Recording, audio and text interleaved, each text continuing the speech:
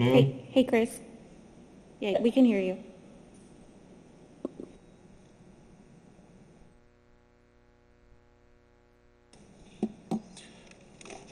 All right, it is 4 p.m. on April 27th. I'd like to call this meeting of the Economic Development Council to order. Blanca, if you can establish quorum. Yes. Here Engelvin, President. Present. Roland Gomez, Vice President. Present. Daniel Dan Diaz, Secretary. Present. Aaron Ronnie Rivera, Treasurer. Veronica Gonzalez, Director. Sabrina Walker Hernandez. Present. Raul Resendez. Present. And we have quorum. All right. And if you can certify public notice, please. Yes, the notice was posted in accordance with the Texas Open Meetings Act on April 23rd at 10:52 a.m. Excellent. Moving on to public comments. Do we have anybody who registered for public comments? We did not receive any requests for public comments. Do we have anybody on Zoom or the phone who would like to make any public comments at this time? Nope. Okay, I will close public comments. Director's report, please. Yes. We just want to provide a couple of updates to the board. We continue to monitor our projects in the Economic Development Project Dashboard. There is a link in your packet if you want to review that information. We also are going to host a Workforce Coalition meeting, possibly in May 2021. More information to come on that. We will invite educational partners, employers to participate in this coalition to discuss the state of the workforce in Edinburg. We also want to provide a food truck park update. We have 7 participating food trucks, including Match-Made Coffees from Edinburg, Moriko's Teppanyaki Grill, among others from the RGV as well. We estimate about 300 visitors attending each event, and we hope for that for this amount of visitors to grow in the near future. And we continue to work with the Edinburg Cultural Arts to ensure that we include more food trucks and more activities for the participants, for the attendees. A quick update on the Business Retention and Expansion Program. We continue to meet virtually with businesses, and hopefully we will start visiting their places of businesses very soon. We have talked to and reached out to 106 businesses, so that's a success. And a quick note on that, we did attach the BREE survey for your information, so you know what type of questions we're asking the businesses. All that information is kept confidential.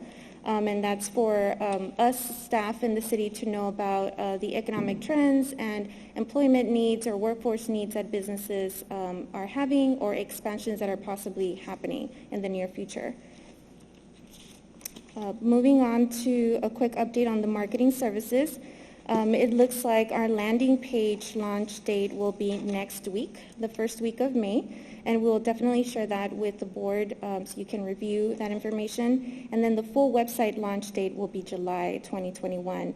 Hopefully we can launch that sooner, but for now it looks like it's July 2021. Another update on the request for qualifications, the real estate services.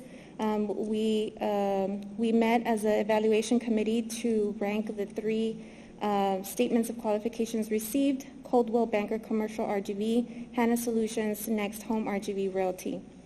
Coldwell Banker Commercial RGV came in at 89.6 points, and they are here to present within the next item or 2 from our agenda.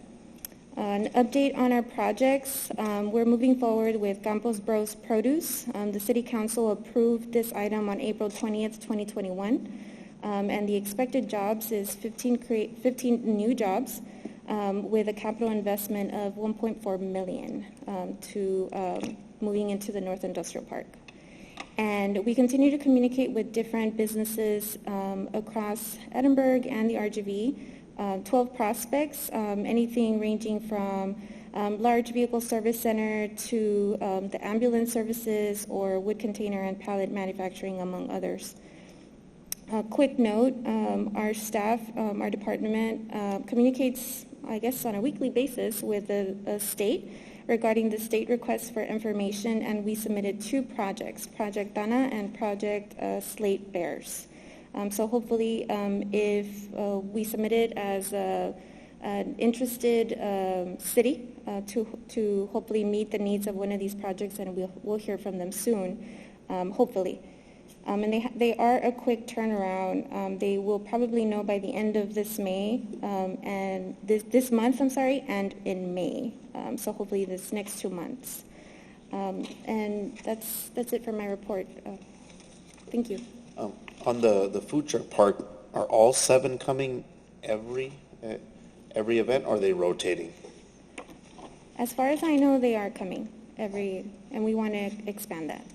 Excellent. Yeah. Hey, Blanca, quick question on that. I was seeing that 3 out of the 7 are only from Edinburg, and although we welcome everybody, are we proactively going out and visiting restaurants or what have you, venues in Edinburg that have food trucks that we're aware of and encouraging them to come and participate? Yes, I met with Ronnie from the Chamber to talk about that particularly. So one, to provide more options, but also provide opportunities for the restaurants in Edinburg to come and service the people that want to attend. So we're talking to the Chamber, and we're also working with the Edinburgh Cultural Arts to ensure that their running list of food trucks are from Edinburgh as well. Mm-hmm. Though we're open to hosting anyone else, but we want to focus on Edinburgh. Sure. Blanca, I can add a little bit to that, Mr. Resendez, that, my dealer with the Cultural Arts Center, he has literally gone to every single food truck that's in operation right now. And the City Council, about a month ago or so, also passed an ordinance to waive the initial fees just to promote more startups. So now through the end of the fiscal year, anybody that wants to start up as a food truck here in the city of Edinburgh, it would waive all the permitting fees for that process. Right. Thank you. Are we going to put the requirement where they have to show up maybe a couple of times to the food truck park in that fiscal time? We have gotten a lot of feedback from them, and they have told us, and we have their numbers, that the nights that they're here, they're averaging over 300% of their normal kind of sales volume. So they're coming on their own. I don't think, we have a very nominal fee. We do a permit fee for every event, for every Friday. But I don't remember the fee off the top of my head. I think it's $20. Yes. Yeah, it's a real nominal fee, and that's really just so we can reserve spots and things like that. But they're very happy. So I think once others get to know the profit margins, I don't think and we've been sharing that with the others. That's awesome. So, but it's also, I know one of the big questions we get is diversity. Like, we want more trucks, but the fact is people are coming specifically for a specific truck that's already here. I think they would be disappointed of a truck that normally comes is not there. So people are kind of routinely getting used to the same trucks being there. I think that consistency is actually a good thing. I agree. Yeah. Then maybe they'll come, if their food's already ran out, that they'll choose another one. Do we currently have a website that shows the food trucks and their menus and what they're going to be serving for that particular night? We don't. We do it on the Cultural Arts Facebook site, but that is something that we've, once we kind of prepare the full area, which we'll talk about the timeline on that in executive, we're really going to rebrand some of the marketing. Okay. So, by June, we'll definitely do a big push of marketing. If we need its own website, things like that. Great. Guys, I want to personally thank you for the food trucks. I've been attending most of them. It's a great atmosphere, great project. First time Ron brought this up, I was super excited because a few years ago when I was on the Parks and Rec, we were always talking about something like this. One of the suggestions I had a few years back is to go to the restaurants in our area and give them an opportunity to showcase what they sell in their restaurant, maybe even at a discount or appetizer style, where they can kind of from there get people into their restaurant. I don't know how we could facilitate that. The other thing is I've spoken to the people from the cultural arts, and my personal observation, the music is vital, They said that if we could have sound equipment, it'd be easier to get people to come and perform. I think a lot of the the artists don't have the proper equipment to come out and do it.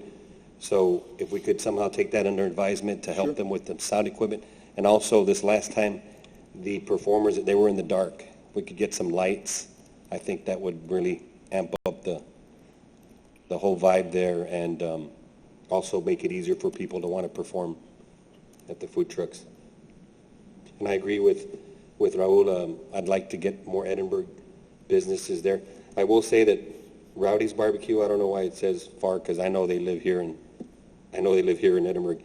I think because they had their truck in Far at one time, but they are local also. I forgot your first question, but the stage lights, that's already being addressed. Sound equipment, that is something that we've talked about. We're also adding a line of misters because the weather's about to get significantly different. Warm. We looked, we got some feedback from the cultural arts because we had even said, we need to bump that to 6:30 to 10 or anything like that. But some people, it's a small group, but some people like to come right at 5. So it's easy to set up and all that. So we're going to keep the 5 o'clock to 10 p.m. Yeah. But we do have to prepare for the heat. We're doing some things like some portable umbrellas, all that. My first comment was just to present to the restaurant Oh, owners yes. in our area, kind of like showcase what you have to bring them into your restaurant. Yeah, Offer it at a discount or whatever. That's right. So we actually piloted that during the Good Friday version. So we had La Pesca, and I can't remember the restaurant. So they actually we allowed them to set up a table, and we did a special permit for that just to kind of pilot that. We do have some feedback that we probably have to brush up on an ordinance or something like that, but that's a good, as long as they have all the safety standards of, Correct. And just like I said, if you market it to them, it's a way to bring people to your restaurant, then they might be a little more inclined to participate. Hey, Ron and team, have we considered, with folks starting to get out there, especially, I just had my first team event as a team 2 weeks ago, and it's been over 14, 15 months. Have we considered maybe businesses sponsoring like a table, and we can bring our team to enjoy the day and the night, and we pay for the table? Has that I just throw it out there as an idea? I know we're looking for ways of celebrating as a team in my office, in my business, and I'll just throw that out there. Not as a revenue maker, but maybe help pay for, lighting and things of that nature, where we reserve a table for 8, 10 people. We have gotten those questions about a table. We've also gotten questions about other private uses running the whole facility. Yep. That's something that we can talk about in executive also, that there's an item specific to that. But we do have some sponsorships. I think it was Reliant, some others that have sponsored some events. That's why you'll see other banners up there. So there's definitely a lot of interest in that, because obviously it does take quite a bit of staffing from a city standpoint, just to make sure we have, security, the police department out there, all the cultural arts, staff. So, and we do have Parks and Rec staff doing the alcohol sales, that kind of thing. So my main goal, and I've said this with staff, from the beginning, sustainability is really the model we're looking at. We don't want to get so aggressive that it's, wonderful, but we can't sustain it. So, and I think we're refining that model, but I think this is a permanent part of the landscape here in Edinburg. But we will look into, the revenue of specific tables. I hadn't looked specifically for tables, but we are exploring ways for people to rent out the venue. Anything else for Blanca or Ron? Oh, one more thing, probably the most important, a little dance floor. They've asked me, hey, why don't they put a little dance floor, little whatever, just to designate an area. Well, there's already clearing in front. Yeah, and I've seen that. You can ask Augustine, because Augie have already displayed his dancing skills. Kicking up many the times. dust around there. Yes, sir. Anything else? Thank you, Blanca. All right. Moving on to regular agenda items. Consider the approval of the minutes for board meetings on March 30th, 2021 and April 9th, 2021. Has everybody had a chance to review them? make a motion to approve the minutes as presented. Have a motion? Second. Second. All those in favor signify by saying aye. Raise your right hand. Any opposed, same sign. Motion carries. All right. Moving on to agenda item B, consider the approval of the financial report on March 2021. Are we going to present, Christian, going to present online, or? Yes, Chris is on the line. Hello, everyone. Chairman and board, How's it going, Christian? thank you for allowing me to present this. What we have in front of us is the management report for the period for March 31st, which is the 6th month of the fiscal year, 50% complete through the year. And that number is kind of important as we kind of compare it to the budget. So we have a statement of cash receipts and disbursements and cash balances of our unrestricted cash. So we kind of break it down by month, and so you have a bird's eye view. And so we've already been through October through February, and what we're going to talk about is March and maybe year to date. So in March, we collected $553,863 of half-cent sales tax revenue. And keep in mind, this is a little bit of a lag. So this is not March revenue, it's actually from January. But in any case, so we've already completed 6 months of the year, and year to date, we've collected $3.6 million. We have a budget of $6.5 million to collect from the half-cent sales tax. So I just want to mention that we are 55% over, or we've collected 55% of our budget, considering that we are 50% complete for the year. Lease payments, we're collecting pretty consistently on that. We've collected $8,886. Our investment interest is $409. That's kind of dipped down a little bit. That negative 166 is recognizing that some of that is from the restricted accounts.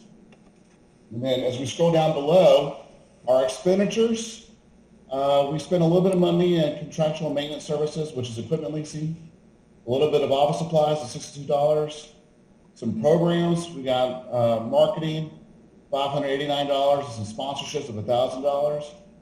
Properties, we got property taxes of $2,781. We put some money down for purchase of property, $3,000, and some utilities, $4,468, and a little bit of maintenance at $274. Next page, we've got some project incentives that we spent, $50,000 on the Hyder walk-ons, and then in Ario, and then also Taco Palenque, $50,000, and we spend according to our budget. So we have $100,000 there. Overall, we have a net increase in unrestricted cash of $450,000. We have an ending balance of unrestricted cash of $7.2 million. Down below, you have a little supplementary section, and it's there just to kind of give you an idea what our cash position looks like. We have, look at the very bottom, we have $19 million as of March 31st. You can see that a lot of that is in restricted cash. And this is also to kind of showcase the interest rate. As you see, like for the sweep account in the unrestricted cash section, it's at 0.5%.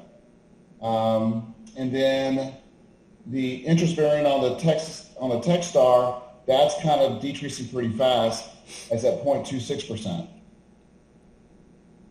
Any questions about the statement of cash receipts, disbursements, and cash balances report?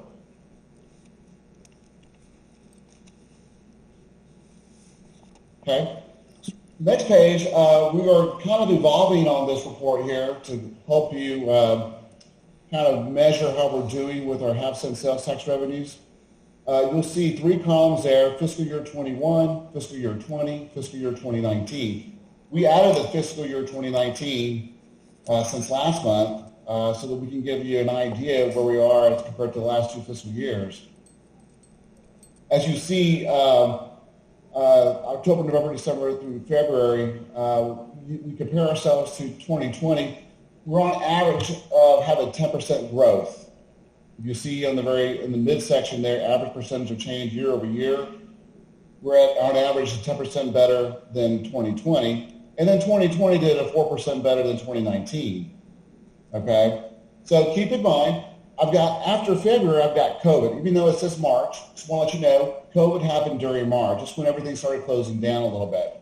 So we won't really start getting some hard numbers of that comparison of COVID time until next month.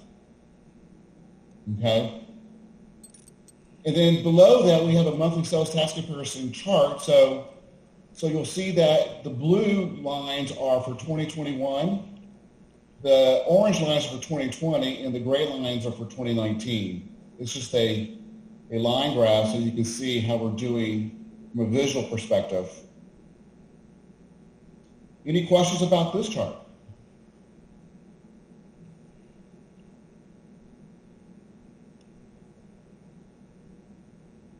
Nope, please carry on. Okay. Alrighty. And then the next page, we've got our statement of assets and liabilities. We have total assets of $40 million, $21 million in current assets, which is going to be $2 million in accounts receivable, and then $19 million in cash. The rest is going to be in fixed assets, $6 million in fixed assets, and then $12 million, a large part of that going to be the Santana note that's outstanding. So $40 million in assets. Next page is going to be our liabilities and fund balance. We have total liabilities of $26.8 million, and we have a fund balance of $13.2 million. Okay? Any questions about our balance sheet? All right. So next page is going to be our accounts receivable. The $501,000 you see there is what we're probably going to collect this month in April. Then you'll have Uco Tool, $127,000. And then, of course, we got Santana that we just keep on invoicing them for interest and late fees. Any questions about the money that's being owed to us? Okay. Well, that concludes the financial report. Any overall questions? With us being 6 months in, should we kind of look over all the budgets, see if we need to readjust anything, kind of like do a little review to see how things panned out compared to what we thought it was going to be, and then maybe add more, subtract more to any bucket that you guys see fit? Yes, we're currently looking into the budget and seeing where we're going to make some amendments. So we're looking around June to make a budget amendment. So we'll bring that to the board for your consideration. Excellent. Anybody have any questions? Good point, Larry. See if we can be more aggressive in some areas or less aggressive if we're, depending on the numbers. Midpoint. I will entertain a motion. I make the motion to approve the budget as presented. Second. But it's the financial statements. Sorry, financial statements. Financial statements, I'm sorry, apologize. Okay.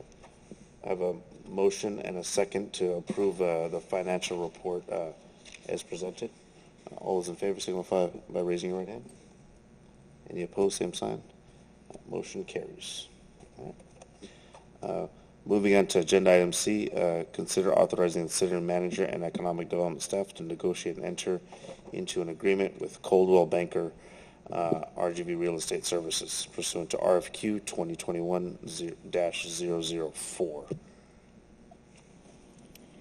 Yes, we have Mr. Daniel from Coldwell Banker Commercial RGV here for a presentation to the board. Good afternoon, Mr. Galvan. Good afternoon, ladies and gentlemen of the board. Would you like me to keep my mask on? It's up to you. Okay, great. Thank you all. Thank you all for taking a little time to squeeze us in today. Blanca asked that we come by and chat with you guys, tell you guys a little bit about ourselves, what we do, and give us an opportunity to answer any questions you might have or address any concerns. And so I'll start, high level. My name is Daniel Galvan. I'm the principal broker and the owner of Coldwell Banker Commercial Rio Grande Valley. We are a full-service real estate firm based here in South Texas with offices in McAllen. And we are offering brokerage services, leasing services, development, and commercial property management, as well as valuation services. We cover all the major market sectors: land, office, industrial, and retail. And we dabble in multifamily and hospitality. That's not really what we do a lot of, but we do a lot of, again, land, office, industrial, and retail real estate. High level about Coldwell Banker Commercial. Coldwell Banker Commercial is an international organization. It's a subsidiary of the Realogy Corporation, found in over 40 countries with over now 4,000 professionals in the United States alone. Just an overall footprint or a high-level view of our locations across the country. And just some of the experience that we've got pertaining specifically to the office, retail, industrial, and land sectors. And so I think, information like this is a testament to the experience level and the knowledge that the associates in our office have. And so I wanted to share this with you. And then, again, just high level, we are affiliated with a handful of institutes across the country specializing in office, retail, and industrial. And so we are affiliated with the Society of Industrial and Office Real Estate. We are affiliated with the CCIM Institute, and we are affiliated with the International Council of Shopping Centers, all of which specializes in its own market sectors. So SIOR specializing in office and industrial real estate, CCIM a little bit more towards the development and retail side of the business, and then obviously the International Council of Shopping Centers being dedicated to the retail sector. So high level, that's a little bit about Coldwell Banker on a corporate level, and then Coldwell Banker Commercial Rio Grande Valley. Coldwell Banker Commercial Rio Grande Valley stemmed from a boutique firm that started here in McAllen, Texas, in 1989. And so I stepped into a family business in 2007. I worked with my mother for many, many, many years, and she's kind of on her way out, but this is a family business. We pride ourselves on the team approach to real estate. We've got an extremely qualified and experienced team of professionals, which allows us to cover a lot of ground. It allows us to take on a little bit more responsibility and be a little bit more effective and efficient. And so we really do pride ourselves on having experienced and knowledgeable professionals in the office. And I think that's a little bit of what sets us apart from other firms here in South Texas. It's not a competitive environment. It's very much a collaborative effort, again, allowing us to cover a lot of ground and do a lot more than a conventional firm. But with that, I'm glad to answer any questions you all may have, address any concerns about myself, the company, our team, anything like that. Good afternoon, Mr. Gavan. Good afternoon. Could we go back to the page where all the businesses or the Sure. logos are at? Thank you for taking time to present Absolutely, happy to to us be here. today. We always have questions, and it's always great when we have the actual people. Sure.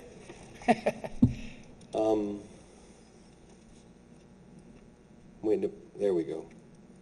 So these businesses here, does this mean that you have sold them properties, or you reach out to them when you have properties available? Sure. So these are actual, these are groups that we've either engaged in business with or closed a transaction with. So I'll give you an example. For Whataburger, we've done development work for Whataburger, ground leases for Whataburger, Blue Wave Express. We do site selection for them. Golden Corral, we've done disposition. So a little bit of everything. And across all sectors, office, with your Easter Seals, your Rio Grande Regionals, retail with your Popeyes, your Whataburger, and then the industrial side with, Great Dane and Tractor Supply Company. And so a little bit of everything, but this is firsthand experience that we've been fortunate and blessed enough to, again, either work with the company, sell them a piece of real estate, lease them a piece of real estate, dispose of an asset for them, stuff like that. Are any of these exclusive contracts? Yeah, quite a few. Yeah, quite a few. And so we work exclusively with Hamlin Pool, Circle K, Shipley's, Denny's, Blue Wave, Ojos Locos. So yes, quite a few. And there's a few that are on here, right? Limited space. Great. And I'm sure we cross-reference some of the businesses that we've been looking at on our end, staff. I see most of them here. Right, Great. that we probably already have. So what Blanca did was she created a matrix with all the RFQs. Each one of us, I got to be on that little panel or whatever. We put a point score, and then the top two presented to us again, and we chose based on those presentations. Awesome. I know it's a question that's come up in the past, but we've had our realtor representing the buyer. Was that ever brought up? So that's known as intermediary status in the state of Texas, and simply, we will not get into an intermediary relationship if you all do not want us to. We'll always leave that to the client, and so we would always represent the interests of the Edinburg EDC first and foremost. If a buyer comes to the table unrepresented, we can offer them representation through another firm or another associate or something like that. But we will never have intermediate. We're never going to represent both sides of a transaction, and that applies to an acquisition, disposition, or a lease transaction. Well, that's good to hear. Was I correct on that? I remember that happened a few times, and we kind of were like, everybody had question marks in their head. I read your mind and asked that question. Well, you do see it a lot, but it's very easy to cross. There's a fine line, Correct. right? And so we just choose not to do it. Correct. And of course, it's not, I know we're all businessmen and we need to get business when we have it, but primarily we'd want our interests represented. Absolutely. Primarily. Well, and so we are not developers. We do, again, brokerage, acquisitions, dispositions, leasing. We have done fee development in the past, but for a specific client or two, and so we are not developers putting competitive product in the market, if that makes sense. And so that's something that can be rare. That's all I have. Thank you, Mr. Galvan. Thank you.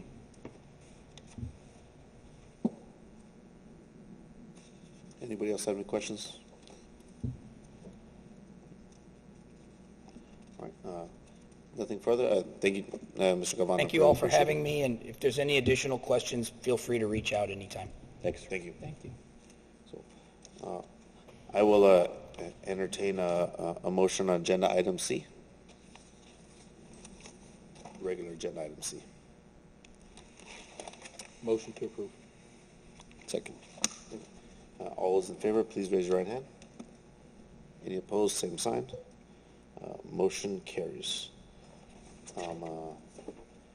Good work, guys, on the finalization of the. 100% credit goes over there to Blanca and Brian and the team. I'll entertain a motion to enter executive session. So moved. Second. All those in favor, please raise your right hand. Any opposed, same sign. Motion carries.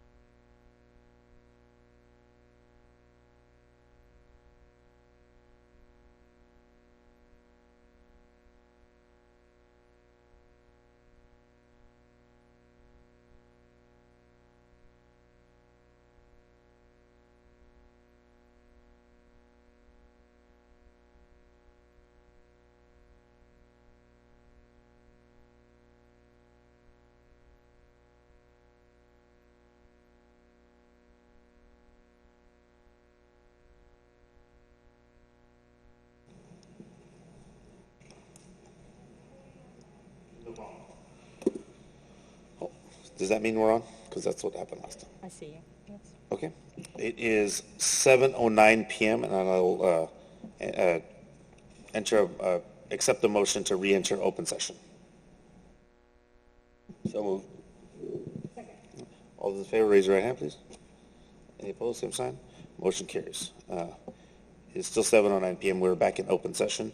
For point of record, at 4:45 PM, Director Veronica Gonzalez did enter into executive session and should be counted here, is present in the meeting as well. Moving on to the next agenda item, I'll move to approve a resolution allowing the use of the food truck park to a nonprofit school on June 5th. Motion to approve. Second. All those in favor, please raise your right hand. I'm sorry, I don't mean to interrupt. Just to clarify, do you have the name of the school? Yeah, the Discovery School, sorry. Discovery School of Edinburg. Yeah. All those in favor, please raise your hand. Any opposed, same sign. Motion carries. All right. Motion to authorize staff to pursue legal action against Nuco Tools. I make a motion. I'm sorry, if I could Yes. suggest a motion for this. Just based on the discussion, I would recommend a motion to authorize the staff to proceed with a legal action against Nuco Tools, Inc. and others potentially responsible for unpaid rental fees owed to the EEDC. I make that motion. Second. All those in favor, please raise your hand. Any opposed, same sign. Motion carries. Are there any other agenda items or items that we would like to discuss? No? All right. I will entertain a motion for adjournment. Motion to adjourn. Second? All those in favor, please raise your hand. Same sign. Motion carries. All right.